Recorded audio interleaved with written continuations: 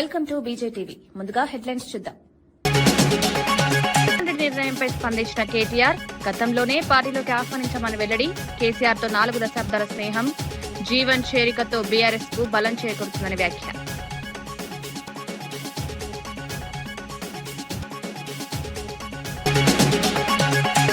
మీడియాపై దాడులు చేయొద్దని వెంకయ్యనాయుడు హెచ్చరిక. అభ్యంతరాలుంటే శాంతియుతంగా నిరసన తెలపాలని సూచన. హింస ప్రజాస్వామ్యానికి హానికరమని వ్యాఖ్య. మీడియా స్వేచ్ఛను కాపాడడం బాధ్యత అని వెల్లడి.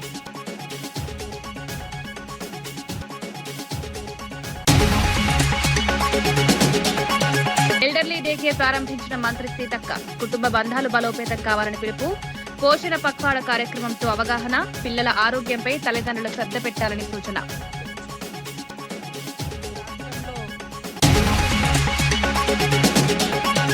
జగన్ పై ఆరోపణలకు అచ్చెన్నాయుడికి బొత్స కౌంటర్. వైఎస్సార్ మరణంపై వ్యాఖ్యలు సరికాదని స్పందన. రాజకీయాల కోసం దిగజారుడు వ్యాఖ్యలు చేయదని హెచ్చరిక. ప్రజలను తప్పుదారి పట్టించే ప్రయత్నాలు ఆపాలని సూచన.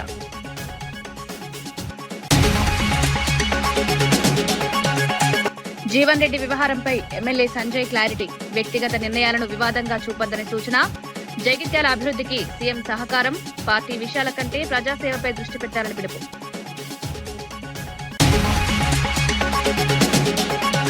జీవన్ రెడ్డి పార్టీ మార్పు అంశంపై ఎమ్మెల్యే సంజయ్ స్పందిస్తూ వివరణ ఇచ్చారు. వ్యక్తిగత రాజకీయ నిర్ణయాలను పెద్దగా చూపిస్తూ అనవసరంగా వివాదాలు సృష్టించడం సరికాదన్నారు. జగిత్యాల అభివృద్ధికి సీఎం రేవంత్ రెడ్డి సహకారం ఎంతో ఉందని పేర్కొన్నారు.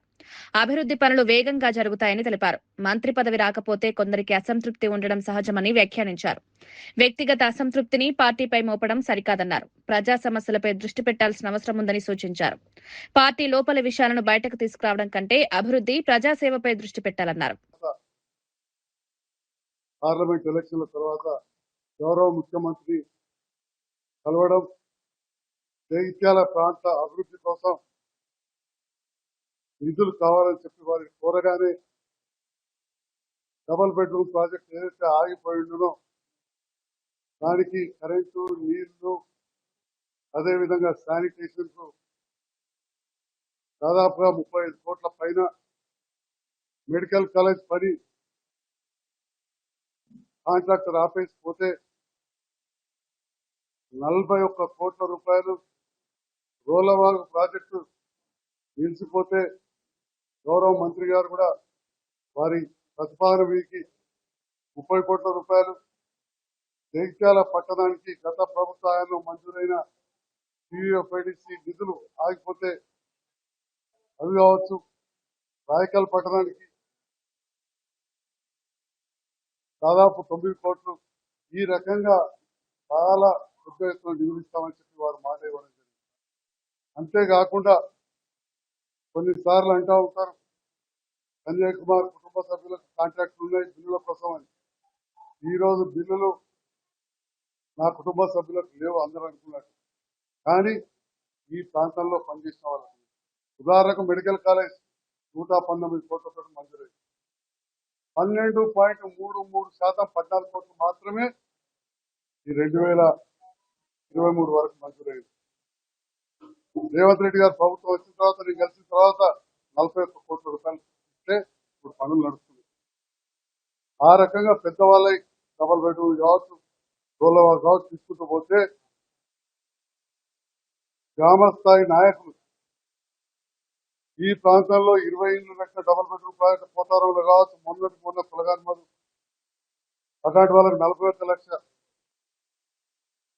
పేరు చెప్పుకుంటే లక్ష్మీపూర్ నుంచి పెడితే బోర్రపల్లి దానిక చాలా మంది కాంట్రాక్టర్లకు రావాల్సిన బిల్లు, ముఖ్యంగా ప్రజాప్రతినిధులు గ్రామాలలో చిన్న చిన్న వసూలు చేస్తారు. అది రామాజపేట మోహనలు కావచ్చు, అప్సిపూర్ రాయచూరి కావచ్చు, అంతర్గాములు కావచ్చు. ఈ రకంగా చెప్పుకుంటూ పోతే దాదాపు ఒక 150 మందికి 30 నుండి 40 కోట్ల రూపాయలు మంజూరు నిధులు విడుదల చేసింది. ఇంకా కూడా దాదాపు 7 కోట్ల రూపాయలు రావాలి. మాజీ మంత్రి జీవన్ రెడ్డి కాంగ్రెస్ పార్టీ నుంచి బయటకు వచ్చిన సందర్భంగా కీలక వ్యాఖ్యలు చేశారు. తనలాంటి నాయకుడు పార్టీని విడిచిపెడతారని ఎవరూ ఊహించలేదన్నారు. ఎన్నో ప్రభుత్వాల పాలనను చూసిన అనుభవంతో ప్రస్తుతం పరిస్థితులను విశ్లేషిస్తున్నామని తెలిపారు. కేసీఆర్ పాలనలో జరిగిన అభివృద్ధి గత 2 ఏళ్లలో తగ్గిందని విమర్శించారు. రాష్ట్రం తిరోగమన దిశగా సాగుతోందని అభిప్రాయపడ్డారు. తన నిర్ణయం రాజకీయంగా కీలకమని సంకేతాలిచ్చారు. ప్రజల కోసం పనిచేయడమే తన లక్ష్యమని పేర్కొన్నారు.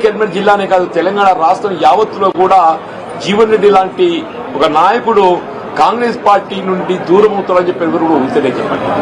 దానికి కారణాలు కూడా మీరు ఊహించి ఉంటారని చెప్పండి. గత 20 మాసాలకి నేను ఏదైతే అంటే ఎదుర్కొంటున్నటువంటి ఒక మానసిక క్షోభ, రాజకీయ పరిస్థితులు అన్ని కూడా తట్టుకొని నిలబడ్డని చెప్పంటున్నాను. అయినప్పటికీ కూడా ఏదైతున్నదో ఇవాళ నేను తట్టుకొని నిలబడ్డా, కానీ రాష్ట్ర భవిష్యత్తు కూడా ప్రధానం అని చెప్పంటున్నాను. వీళ్ళ ఆనాడు ఏదైతే 2023 సాధారణ శాసనసభ ఎన్నికల్లో ఒక్కరికొకరు ఏముంటుందంటే ఇంకా మెరుగైన పాలన కావాలి, ఇంకా మాకేదో భవిష్యత్తు కావాలనుకుంటాం. ఆనాడేదైతే 10 సంవత్సరాల కేసీఆర్ పాలనలో తెలంగాణ సమాజానికి కల్పించినటువంటి యొక్క పరిష్కారాలు ఏదైతుందో, అభివృద్ధి ఉందో, ఇంకా మెరుగైన పాలన కావాలని చెప్పిన కాంగ్రెస్ పార్టీ మరి మీరు పేర్కొనడం జరిగిందో దాన్ని ప్రజలు ఆకర్షితులైంది. కాంగ్రెస్ పార్టీకి అవకాశం కల్పించింది. కానీ రియల్లీ ఏదైతుందో నా అనుభవం చెప్పంటుంది. ఐ సీన్ ఎన్టీ రామారావు గారి ప్రభుత్వం చూసా, నేను తదుపరి చెన్నారెడ్డి గారి ప్రభుత్వం చూసా, విజయభాస్కర్ గారి ప్రభుత్వం చూసా, రాజశేఖర్ గారి ప్రభుత్వం చూసా, చంద్రబాబు నాయుడు గారి ప్రభుత్వం చూసా, కేసీఆర్ గారి ప్రభుత్వం చూసా. నేను కానీ ఈ 2 సంవత్సరాల కాలంలోనే ఇవాళ అంటే 10 సంవత్సరాల్లో సాధించినటువంటి అభివృద్ధి సంక్షేమ ఫలాలు తిరోగమన దిశగా చెప్పండి. కేసీఆర్ గారు ఏ ఉద్యమ నేతగా తెలంగాణ రాష్ట్రాన్ని సాధించడానికి వారు ఉద్యమించిండ్రో వారి సాధారణంగా తెలంగాణ రాష్ట్ర భవిష్యత్తు నిర్మాణానికి 10 సంవత్సరాలు కృషి చేస్తే అది 2 సంవత్సరాల్లో తిరోగమన చర్యగా. జీవన్ రెడ్డి పార్టీ మారుపై పీఆర్ఎస్ వర్కింగ్ ప్రెసిడెంట్ కేటీఆర్ స్పందించారు. గతంలోనే ఆయనను పార్టీలోకి ఆహ్వానించామని తెలిపారు. కాంగ్రెస్ పార్టీతో ఉన్న అనుబంధం వల్ల అక్కడే కొనసాగారని పేర్కొన్నారు. జీవన్ రెడ్డితో కేసీఆర్ కు 4 దశాబ్దాల స్నేహం ఉందని గుర్తు చేశారు. ఆయన నిర్ణయాన్ని గౌరవిస్తున్నామని తెలిపారు. అనుభవజ్ఞుడైన నాయకుడిగా ఆయనకు ప్రత్యేక గుర్తింపు ఉందన్నారు. ఈ పరిణామం రాష్ట్ర రాజకీయాల్లో మార్పులకు దారితీయవచ్చని అభిప్రాయపడ్డారు.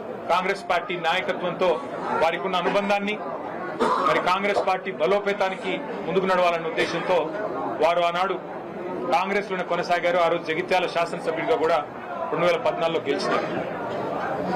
నాకు 2 సందర్భాలు గుర్తొస్తా ఉన్నాయి. జీవన్ రెడ్డి గారితో కేసీఆర్ గారికి ఉన్న పర్సనల్ రిలేషన్, అంటే వారికి ఇద్దరికి మధ్యన ఉన్న గౌరవభావం గాని, ఇద్దరికి మధ్యన ఉన్న స్నేహం ఎట్లాంటిది అంటే వారి బంధం ఈ రోజుది కాదు. వారిద్దరికి దాదాపు 4 దశాబ్దాలకు పైగా పరిచయము, స్నేహము, గౌరవము, పరస్పర గౌరవము ఎప్పటి నుంచో ఉంది. నాకు 2 సందర్భాలు నా కళ్ళ ముందు జరిగినాయి గుర్తొస్తా ఉన్నాయి. ఒకటి 2014లో కేసీఆర్ గారు జూన్ 2 నాడు ముఖ్యమంత్రిగా పదవీ బాధ్యతలు చేపట్టిన తర్వాత వారి మొట్టమొదటి అధికారిక పర్యటన జిల్లాలలో ఉమ్మడి కరీంనగర్ జిల్లాతోనే ప్రారంభమైంది. ఆ రోజు ఉమ్మడి కరీంనగర్ జిల్లాలో ఒక ఆడిటోరియంలో మీటింగ్ జరిగింది, కళాభారతిలోనూ ఎక్కడో మీటింగ్ జరిగింది. వారు జిల్లా నుండి ప్రాతినిధ్యం వహిస్తున్న సీనియర్ నాయకుడు, ప్రతిపక్ష పార్టీకి సంబంధించిన శాసనసభ్యుడు. కానీ కేసీఆర్ గారు స్వయంగా ముందు జీవన్ రెడ్డి గారికి మైకునివ్వండి అని చెప్పి వారికి మైక్ అందిస్తే జీవన్ రెడ్డి గారు లేచి వారు స్ట్రైట్ గా అభినందనలు చెప్పి మరి పరస్పరం. మీడియాపై భౌతిక దాడులు చేయడం సరికాదని మాజీ ఉపరాష్ట్రపతి వెంకయ్యనాయుడు హెచ్చరించారు. ఏవైనా అభ్యంతరాలుంటే శాంతియుతంగా నిరసన తెలియజేయాలని సూచించారు. సమాజంలో ప్రతి ఒక్కరూ పత్రికల పట్ల గౌరవం కలిగి ఉండాలన్నారు. పత్రికల్లో అసత్య వార్తలొచ్చినా చట్టబద్దంగా ఖండించాల్సిన అవసరం ఉందన్నారు. హింసాత్మక చర్యలు ప్రజాస్వామ్యానికి హానికరమని పేర్కొన్నారు. మీడియా స్వేచ్ఛను కాపాడడం ప్రతి ఒక్కరి బాధ్యత అన్నారు. ప్రజాస్వామ్యంలో మీడియా కీలక పాత్ర పోషిస్తుందని గుర్తు చేశారు. అలాగే చట్టపరమైన చర్యలు తీసుకోవచ్చు, కానీ భౌతిక దాడులకు పాల్పడడం ఎవరికి మంచిది కాదు. నేను రాజకీయాల్లో లేను, పార్టీల గురించి నేను మాట్లాడడం లేదు. కానీ సమాజంలో ప్రతి ఒక్కరు కూడా పత్రికల పట్ల గౌరవం ప్రకటించాలి. పత్రికల్లో ఏదన్నా అసత్యమైన వార్త వస్తే లేదా ఏదన్నా మనల్ని అవమానపరిచే వ్యాఖ్యలు వచ్చినప్పుడు వాటిని తప్పనిసరిగా ఖండించే అధికారం మనకి ప్రజాస్వామ్యంలో ఉంది. ఖండించడం శాంతియుతంగా, నిరసన శాంతియుతంగా ఉండాలి, కానీ భౌతిక దాడులకు పాల్పడే ప్రయత్నం ఎవరు కూడా చేయవద్దని చెప్పని నేను కోరుతున్నాను. దళితులు క్రైస్తవ మతంలోకి మారితే ఎస్సీ రిజర్వేషన్ వర్తించవన్న సుప్రీంకోర్టు తీర్పుపై సతీష్ మాదిగ స్పందించారు. ఈ తీర్పు 1950 నాటి ప్రెసిడెన్షియల్ ఆర్డర్ ఆధారంగా వచ్చిందని పేర్కొన్నారు. దీన్ని సవరించాల్సిన బాధ్యత కేంద్ర ప్రభుత్వంపై ఉందన్నారు. సామాజిక న్యాయం కోసం ఈ అంశంపై విస్తృత చర్చ అవసరమని సూచించారు. రిజర్వేషన్ల విషయంలో సమానత్వం ఉండాలని అభిప్రాయపడ్డారు. ఇదే సమయంలో మందకృష్ణ మాదిగపై విమర్శలు చేస్తూ ఆయన వైఖరిని ప్రశ్నించారు. భారత రాజ్యాంగం జనవరి 26వ తారీఖు నాడు అమల్లోకి వస్తే, అమల్లోకి వచ్చిన రోజు ఆర్ఎస్ఎస్ చాలా స్పష్టంగా తన వైఖరిని తెలియజేసింది. భారత రాజ్యాంగం 1950 జనవరి 26న ఆర్ఎస్ఎస్ తన పత్రిక అయిన ఆర్గనైజర్లో హిందువులకు మను సంస్కృతే అంతిమ తీర్పు, మను సంస్కృతే అంతిమ చట్టం కావాలి తప్ప అంబేద్కర్ రాసిన రాజ్యాంగం కాదు. అంటే భారత రాజ్యాంగం అనేది మాది కాదు, ఆ రాజ్యాంగం మాకు వర్తించదు, మాది మనధర్మంతో కూడుకున్న వ్యవస్థ, అదే కరెక్ట్ అని చెప్పేసి చాలా స్పష్టంగా రాసిండ్రు. ఇంకోటి, భారత రాజ్యాంగంలో ఫెడరల్ వ్యవస్థ, అదే రకంగా లౌకికవాదాన్ని తెలియజేస్తూ అందరూ కూడా హిందూ, ముస్లింలు, క్రిస్టియన్లు, భారతదేశ ప్రజలందరూ కూడా సమానమైన హక్కుల గురించి మాట్లాడిండ్రు. భారత రాజ్యాంగం మాట్లాడింది, అంబేద్కర్ గారు మాట్లాడారు. కానీ వాళ్ళు ఏం చెప్తారంటే ఆర్ఎస్ఎస్ వాళ్ళు, అదే రకంగా మన గోవాల్కర్ చాలా స్పష్టంగా ఈ రాజ్యాంగం మాది కాదు, ఇందులో మనస్మృతులు లేవు, మన ధర్మానికి సంబంధించుకున్నది అసలు లేదు, కనుక మాకు వర్తించదు, మాకు మన సంస్కృతే మాకు రాజ్యాంగం అని చెప్పిండు ఆయన. రేపన్నాడు మేము అధికారంలోకి వస్తే ఈ రాజ్యాంగాన్ని మారుస్తామని కూడా వాళ్ళ యొక్క ఆర్గనైజర్ అనే పత్రికలో స్పష్టంగా రాయడం జరిగింది. ఇది ఎప్పుడు 1950లో. ఆ తర్వాత ఆ 50లోనే క్రైస్తవ మతాన్ని, హిందూ మతస్థులు క్రైస్తవ మతాన్ని ఎవరైనా కానీ స్వీకరిస్తే, ముస్లిం మతాన్ని ఎవరైనా కానీ స్వీకరిస్తే వాళ్ళకు ఎస్సీ ఎస్టీ చట్టాలే కానీ రిజర్వేషన్సే కానీ వర్తించబడవు అని చెప్పేసి స్పష్టంగా వాళ్ళు రాష్ట్రపతి ఉత్తర్వుల్లో రాశారు. 1950లోనే రాజ్యాంగాన్ని అమలు చేస్తూ గణతంత్ర దినోత్సవాన్ని జరుపుకుంటూనే అదే సమయంలో రాష్ట్రపతి గారి గజెట్లో స్పష్టంగా హిందువులు క్రైస్తవ మతంలోకే కానీ ముస్లిం మతంలోకే కానీ వెళితే వాళ్లకు రిజర్వేషన్సే కానీ ఎస్సీ ఎస్టీ చట్టాలే కానీ వర్తించవని చెప్పారు. ఆ తర్వాత 1956లో పక్కనే ఉన్న పంజాబ్ రాష్ట్రం, హర్యానా, ఈ ప్రాంతంలో సిక్కులు ఉంటారు. ఈ సిక్కు మతంలో ఎస్సీలు ఉన్నారు. అప్పుడు ఢిల్లీ పక్కనే పంజాబ్, హర్యానా కనుక ఇది చాలా చిన్న రాష్ట్రం. ఈ రాష్ట్రంలోనే సిక్కు మతస్థులు ఉన్నారు కనుక ఈ సిక్కు మతంలో ఎవరైనా కానీ ఎస్సీలు ఉంటే వాళ్లకు ఎస్సీ సర్టిఫికెట్ వర్తించబడతాయని చెప్పేసి 1956లో సిక్కు మతం విషయంలో చెప్పిండు. మహబూబాబాద్ లో ఎల్డర్లీ డే కేర్ సెంటర్ ను మంత్రి సీతక్క ప్రారంభించారు. కుటుంబ బంధాలను బలోపేతం చేయాల్సిన అవసరం ఉందని ఈ సందర్భంగా పేర్కొన్నారు. ఆధునిక జీవన శైలిలో తల్లిదండ్రులు, పిల్లల మధ్య అనుబంధం తగ్గిపోతోందని ఆందోళన వ్యక్తం చేశారు. ఈ కార్యక్రమంలో భాగంగా పోషణ పఖ్వాడా కార్యక్రమాన్ని కూడా ప్రారంభించారు. అంగన్వాడీ సిబ్బందికి స్మార్ట్ ఫోన్లు పంపిణీ చేసి పోషకాహారంపై అవగాహన కల్పించారు. పిల్లల పోషణ, పోషకాహార లోపం నివారణకు ప్రభుత్వం కట్టుబడి ఉందన్నారు. తల్లిదండ్రులు, సంరక్షకులు పిల్లల ఆరోగ్యంపై ప్రత్యేక శ్రద్ధ పెట్టాలని సూచించారు. ఈ కార్యక్రమం ద్వారా సమాజంలో ఆరోగ్య చైతన్యం పెంపొందించడమే లక్ష్యంగా ప్రభుత్వం ముందుకు సాగుతోంది. రాష్ట్రంలో, దేశంలో అభివృద్ధి పెరిగినా కొద్దీ ఆత్మీయ బంధాలు కూడా ఎందుకో తెంచుకుంటా ఉన్నారు తల్లిదండ్రులతోటి. వాళ్ళు ఇండివిజువల్గా కుటుంబాలంటే వ్యక్తులు డెవలప్ అవుతున్నారు కానీ వ్యవస్థను మోయడానికి సిద్ధపడడం లేదు. మరి కేంద్ర రాష్ట్ర ప్రభుత్వాల సహకారంతో ప్రణమ్ సెంటర్ను ఈరోజు ఓల్డ్ ఏజ్ వాళ్ళ కోసం, వయోవృద్ధుల కోసము మరి రాష్ట్ర వ్యాప్తంగా ఆయా జిల్లా కేంద్రాల్లో ప్రారంభించడం జరుగుతుంది. ఈరోజు కూడా ఒక పేపర్లో చూస్తే ఆలనా పాలన ఒకే దగ్గర అని ఇచ్చారు, ఇది జడ్చర్ల దగ్గర. అంటే గతంలో గ్రామ పంచాయతీ చేశారు కానీ వాళ్ళకి గ్రామ పంచాయతీ బిల్డింగ్ ఇవ్వలేదు. అది అట్లనే కంటిన్యూ అవుతుంది. సో ఇమీడియట్లీ దాన్ని కూడా అక్కడ ఇట్లాంటివన్నీ కూడా చూసి గ్రామ పంచాయతీలు కానీ, స్కూళ్ళు కానీ, అంగన్వాడీ సెంటర్స్ కానీ ప్రత్యేకంగా ఏర్పాటు చేసి ఈనాటి పిల్లలే రేపటి మన భవిష్యత్తు. అదేవిధంగా ఈ మధ్యనే మరి సీఎం గారు కూడా బ్రేక్ఫాస్ట్ను అంగన్వాడీ సెంటర్లలో కూడా బ్రేక్ఫాస్ట్ను పెట్టడం జరిగింది, అంగన్వాడీ తొలి ముద్ద అని. కాబట్టి ప్రైవేట్ స్కూళ్ళల్లో లక్షలు పెట్టే కంటే అంగన్వాడీకి పంపండి, అక్కడ యూనిఫామ్ ఉంటుంది. మహిళా రిజర్వేషన్ బిల్లులో ఓబీసీ మహిళలకు సబ్ కోటా కల్పించాలని తెలంగాణ జాగృతి అధ్యక్షురాలు కవిత డిమాండ్ చేశారు. కేంద్ర కేబినెట్ నిర్ణయం ఏకపక్షమని విమర్శించారు. జనగణనలో ఓబీసీ గణన చేసి దానికి అనుగుణంగా రిజర్వేషన్లు ఇవ్వాలన్నారు. 2011 జనాభా లెక్కల ఆధారంగా బిల్లు అమలు చేయడం అన్యాయమని పేర్కొన్నారు. బీసీ మహిళలకు న్యాయం చేయాలంటే సరైన గణాంకాలు అవసరమన్నారు. ఈ అంశంపై పోరాటానికి సిద్ధం కావాలని పిలుపునిచ్చారు. చాలా మంది జాగృతి నాయకులు కార్యకర్తలు కూడా నాతో పాటు వచ్చి ఢిల్లీలో ఉండి దీక్ష చేసి అనేక రాష్ట్రాల్లో ఉన్నటువంటి మహిళా సంఘ నేతలతో కోఆర్డినేషన్ చేసుకొని దాదాపు 18 పైచిలకు పార్టీలతోని మనం మద్దతు కూడగట్టి వారితోని పార్లమెంట్లో మాట్లాడించి వారితోని సపరేట్గా 0 అవర్స్లో ప్రొటెస్ట్లు చేపించి రకరకాల కార్యక్రమాలతో ఒక రాజకీయపరమైనటువంటి ఒత్తిడిని సృష్టించి మహిళా బిల్లుని దేశంలో సాధించడంలో తెలంగాణ జాగృతి పాత్ర చరిత్ర అయినట్టు కూడా మర్చిపోలేనటువంటిది. మరి ఆనాడే చెప్పినాం, మహిళా బిల్లు పాస్ అయింది, కాకపోతే దాని లాభం ఒక పోస్ట్ డేటెడ్ చెక్ లాగా ఉంది, వెంటనే ఆ లాభం వచ్చేటట్టుగా కేంద్ర ప్రభుత్వం చర్యలు తీసుకుంటలేదని మేము ఆనాడే అభ్యంతరం చెప్పడం జరిగింది. ఒక పక్క సంబరాలు చేసుకుంటేనే ఇంకో పక్క ఇది ఇమీడియట్గా మహిళలకు లాభం చేకూర్చడం లేదు. 2, ఎవరైతే బీసీ ఆడబిడ్డలు ఉన్నారో వారికి కోటా రావడం లేదనే విషయాన్ని కూడా మేము అదే రోజు అభ్యంతరం పెట్టడం జరిగింది. అయినప్పటికీ కేంద్ర ప్రభుత్వం తనకున్నటువంటి బలంతోని పార్లమెంట్లో డీలిమిటేషన్ను, జనాభా లెక్కలను రెండింటిని మహిళా బిల్లుకి ముడిపెట్టి ఆనాడు బిల్ పాస్ చేసుకోవడం జరిగింది.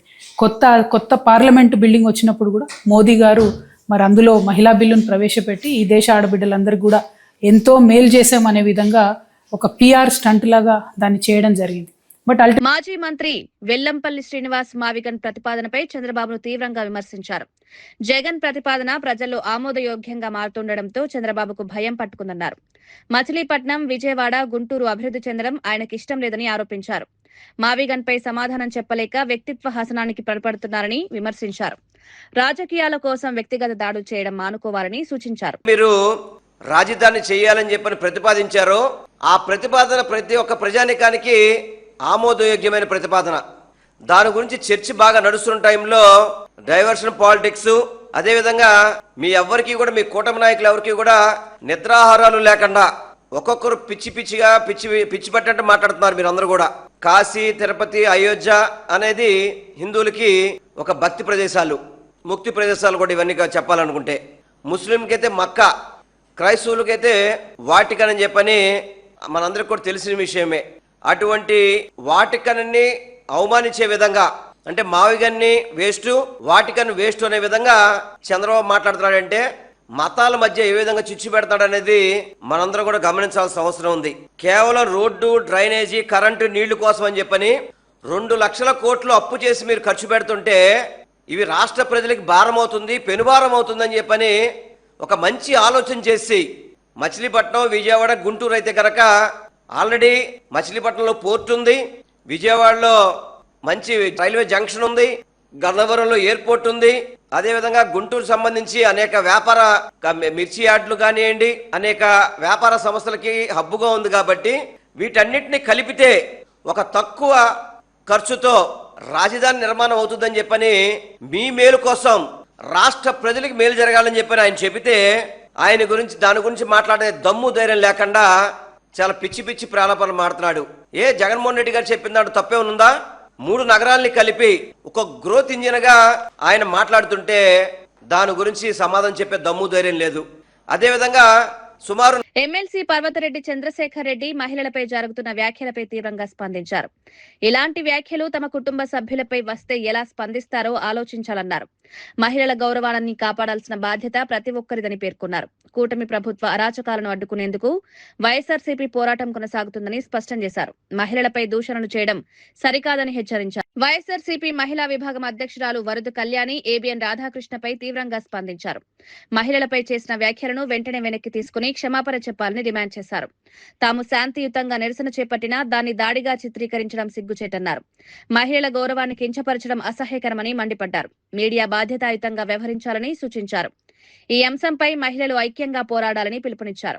1,00,000 ఎకరాల భూమికి ఎకరాకి 2 కోట్ల చొప్పున 2 లక్షల కోట్ల రూపాయలు అప్పు చేసి భావితరాల మీద అప్పు భారం పడే కంటే అందులో 10% డబ్బులు ఖర్చు పెడితే ఇక్కడే ఉన్న ఈ మావిగన్ ఎంతో బ్రహ్మాండంగా రాజధానిగా అభివృద్ధి చెందుతుంది. ఎయిర్ కనెక్టివిటీ ఉంది, అలాగే సీ కనెక్టివిటీ ఉంది, పోర్ట్ ఉంది, అలాగే తీసుకుంటే రోడ్ కనెక్టివిటీ, విశాలమైన హైవే రోడ్స్ ఉన్నాయి అని చెప్పి ఒక మంచి ప్రతిపాదన చేశారు. దాని మీద ఈ రాష్ట్రంలో ఉన్న ప్రజలందరూ కూడా చర్చ మొదలైంది. నిజమే కదా, జగన్ గారు చాలా కరెక్ట్ అయిన పాయింట్ చెప్పారు. చంద్రబాబు నాయుడు గారు ఇంత అవినీతి చేస్తున్నారు, అమరావతి పేరుతో ఇంత దోపిడీకి ప్లాన్ చేస్తున్నారని ప్రజలందరూ ఈరోజు చర్చించుకుంటూ ఉన్నారు. ఎందుకంటే కేవలం మౌలిక వసతుల కోసమే 2 లక్షల కోట్లు ఖర్చు పెడితే ఇంకా నిర్మాణాల కోసమైతే స్క్వేర్ ఫీట్కి 14,000 వీళ్ళు కోట్ చేస్తూ ఉంటే దేశ రాజధాని ఢిల్లీ లాంటి ప్రాంతంలోనే స్క్వేర్ ఫీట్ 4,000కే అక్కడ నిర్మాణం జరుగుతూ ఉంటే ఇక్కడ అన్ని వస్తువులు, నీరు, కరెంటు, ఇసుక అన్ని ఫ్రీగా ఇస్తూ అంత ఎక్కువ 14,000 కోట్ చేస్తూ ఉన్నారంటే మిగతా 10,000 ఎవరి జోబుల్లోకి వెళ్తున్నాయి అనేది రాష్ట్ర ప్రజలకు స్పష్టంగా అర్థమైంది.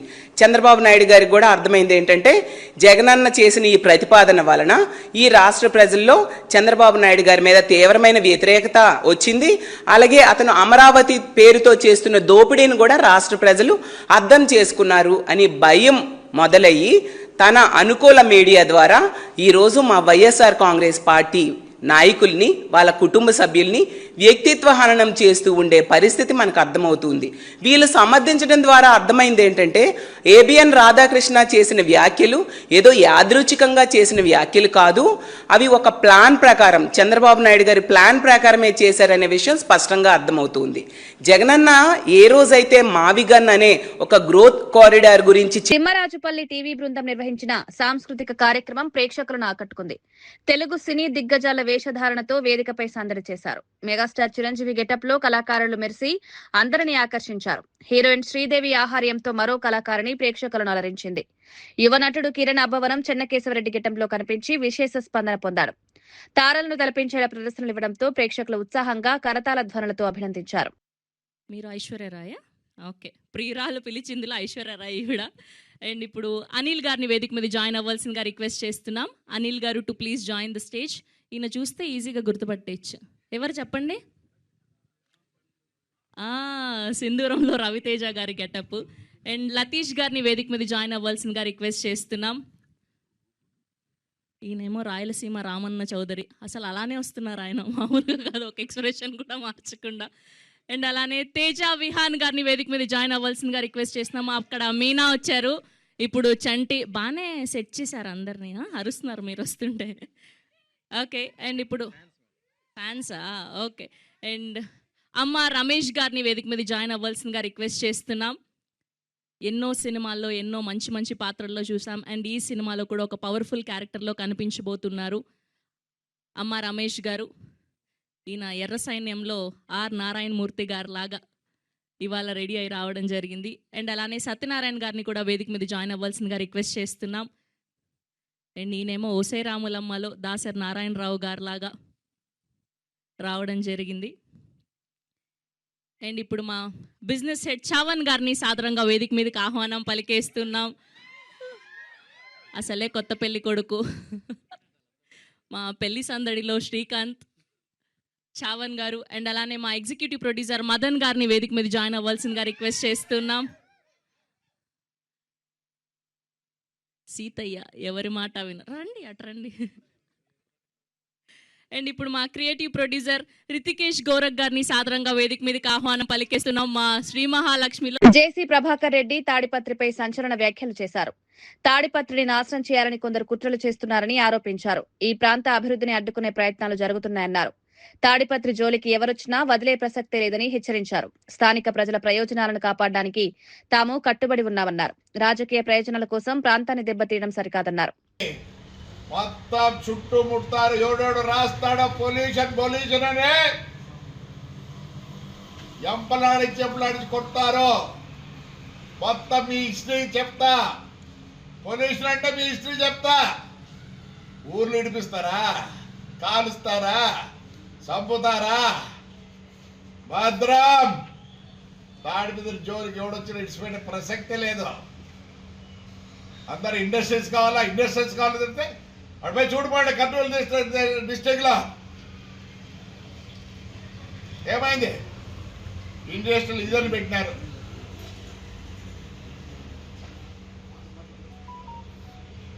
అదేవరు ఎయిర్పోర్ట్ పక్కన నేను కూడా ఇండస్ట్రీ పెట్టిండు. ఇప్పుడు ఉంది నాకు తలమాడ. సిల్క్ అసైన్ చేస్తా అంటే ఇప్పుడు పోయి చూడుకున్నా అంత డెవలప్ చేసేయాలని అంటే డెవలప్ చేయాలి. కానీ నీకు ఆదాయం లేకపోతే పొల్యూషన్ అంటావా రే? ఊరు ఊరు ఊరు ఊరు ప్రజలంతా నీ ఇళ్ళ కాడుంటారు. ఎవడోడు పొల్యూషన్ గిల్యూషన్ అంటాడా? ఆహా. మాజీ మంత్రి బొత్స సత్యనారాయణ అచ్చెన్నాయుడు వ్యాఖ్యలపై తీవ్రంగా స్పందించారు. వైఎస్ఆర్ మృతి వెనుక జగన్ ఉన్నారని చెప్పడం సరికాదన్నారు. పార్టీ ఉనికిని కాపాడుకోవడానికి ఎలాంటి వ్యాఖ్యలు చేయడం తగదని మండిపడ్డారు. రాజకీయాల కోసం దిగజారుడు స్థాయికి వెళ్లకూడదని సూచించారు. ప్రజలను తప్పుదారి పట్టించే ప్రయత్నాలు ఆపాలని హెచ్చరించారు. రాజకీయాల్లో మర్యాద, బాధ్యత అవసరమని తెలిపారు. మీ చేతిలో ఉన్నాయని, మీ చేతిలో ఉన్నాయని, ఓ 3 ఛానల్స్ మీ చేతుల్లో ఉన్నాయని ఇష్టరాజ్యంగా ఈ రకమైన అహంకారపూరితమైన కోతల్ని మీ అధికారం ఉంచుకోవడం కోసం, మీ ఉనికి కాపాడుకోవడం కోసం పార్టీల్లో అచ్చెన్నాయుడు ఏదో పొడవుగా ఉన్నాడు అని కొద్దిగా చెబితే మా మోకాల్లోకి వచ్చి ఆయన తాలూకు ఆలోచన అందుకే ఏం జరుగుతుంది, మోకాళ్ళకి ఇప్పుడు అధికారంలోకి వచ్చినట్టుంది ఇవాళ మాటలు చూస్తుంటే. రాజకీయాల కోసం దిగజారుడు మాటలు, దిగజారుడు వ్యవహారాలు ఆపండి. ఆ రోజంట జగన్మోహన్ రెడ్డి గారు ఎక్కడికో విదేశాల్లోకి వెళ్ళారా?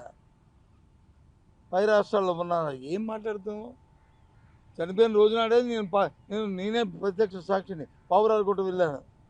అన్వేషించడానికి కేంద్రంతోనే రాష్ట్రంతోనే ఒక పక్క సంప్రదింపులు చేసి తెల్లవారు 5 గంట 4 గంటలకల్లా ఆ బాడీ ఎక్కడుందనేది టేస్ట్ చేసి పోస్ట్ మార్టం జరిపించుకుని కర్నూలు వరకు వెళ్ళి కర్నూలులో అక్కడ పోలీస్ పరేడ్ గ్రౌండ్స్లో అక్కడ ఉంచి అక్కడ నుంచి నేను ముందుగా క్యాంప్ ఆఫీస్కి వచ్చాను.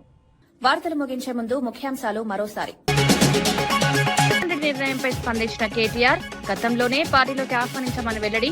కేసీఆర్ తో 4 దశాబ్దాల స్నేహం, జీవన్ చేరికతో బీఆర్ఎస్ కు బలం చేకూరుతుందని వ్యాఖ్య.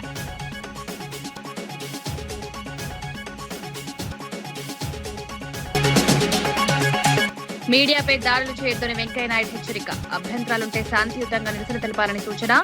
హింస ప్రజాస్వామ్యానికి హానికరమని వ్యాఖ్య. మీడియా స్వేచ్ఛను కాపాడడం బాధ్యత అని వెల్లడి.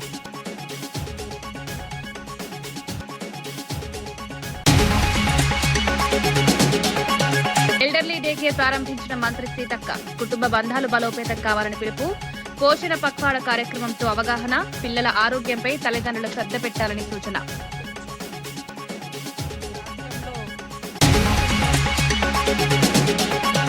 జగన్ పై ఆరోపణలకు అచ్చెన్నాయుడికి బొత్స కౌంటర్. వైఎస్ఆర్ మరణంపై వ్యాఖ్యలు సరికాదని స్పందన. రాజకీయాల కోసం దిగజారుడు వ్యాఖ్యలు చేయదని హెచ్చరిక. ప్రజలను తప్పుదారి పట్టించే ప్రయత్నాలు ఆపాలని సూచన.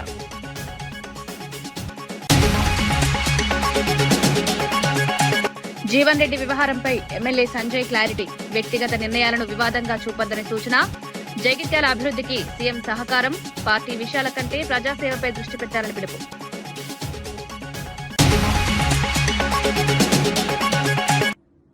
ఇవి ఈనాటి వార్తా విశేషాలు. మరో బులెటిన్లో మళ్ళీ కలుద్దాం. నమస్కారం.